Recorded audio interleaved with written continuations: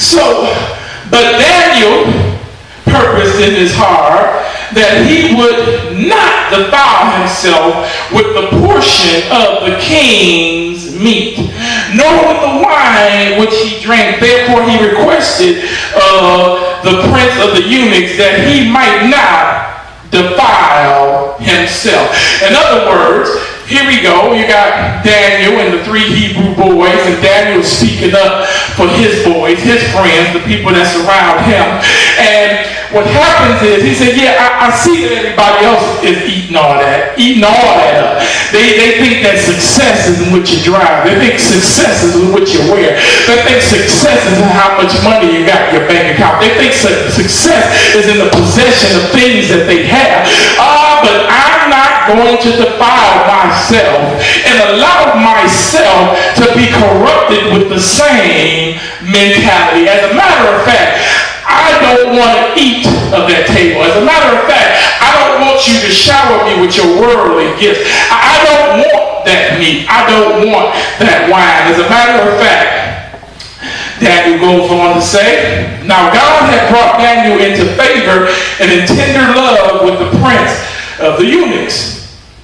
And the prince of the eunuchs said unto Daniel, I fear my Lord, the king who have appointed me your meat and your drink, for why should he see your faces worse, likely than the children which are of your sword? Then shall ye make me endanger my head to the king. In other words, the eunuch said, look, if I don't have you eat from the table of the food that the king has said that you eat from, that means that when I take you before him, your countenance will be different from the countenance of all the other people that's around you that are eating of the king's table. And if he sees that there is a difference between your countenance and theirs, then my life might be in danger, because the king might say, well, why are these individuals not looking the same? So Daniel had an answer for that. Daniel said, okay, because let me explain that even further. In the New Testament, it talks about the Pharisees and the Sadducees. When they would go and fast, or when they would do certain things, they always did it in a way that would let people know it. They would put on a sad face. They would put on this air of weakness, and they would put on this air of, I'm dying because I'm so holy and sanctified. I've been fasting so long. And then they would get this walk so that they wouldn't have to tell you that they fasted, because you know it from the weakness that they physically show. And what Daniel is saying here, what the eunuch is saying here, that if I let you eat what you want to eat, instead of what the king is saying is good for you, you're going to be looking weak when it's time for you to stand before the king. Oh, but the power of God.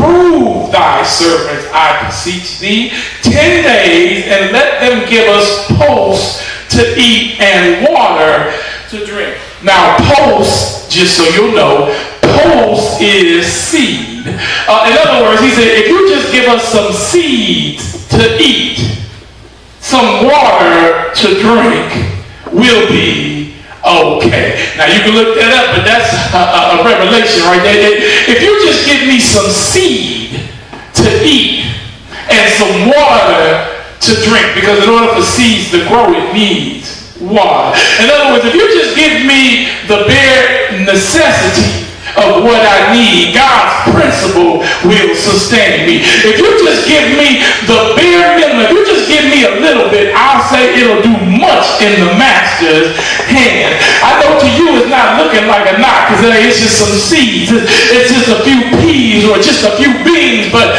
if you give it to me with some water representing life in the Bible, if you just give me some seed and some life, I will bring that thing to life.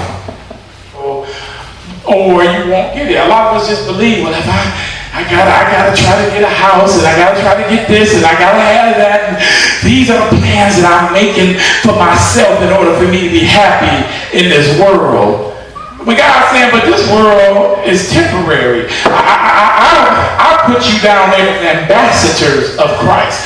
That means that you are in a foreign land. That's not your home.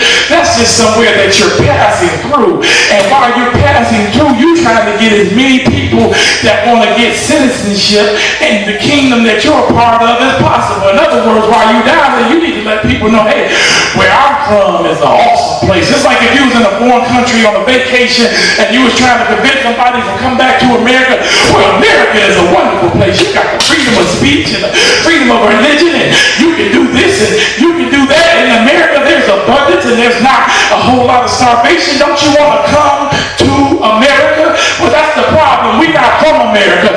We're from God's kingdom. And so while we're down here and we're seeing someone that's not a part of the kingdom, we need to let them know, don't you know that being a part of the kingdom is wonderful? That not only do you have an eternity that's going to be full of joy in the presence of the Lord, but there are benefits while you're here passing through. We got to get all this material mindset off. We have to get this out of mind. The world has corrupted our mentality and the way we think and perceive things. So many churches have lost their effectiveness because their effectiveness is wrapped up into the size of their church. So many churches have lost their effectiveness because their effectiveness is wrapped up in what the men and women of God are driving and where they're living.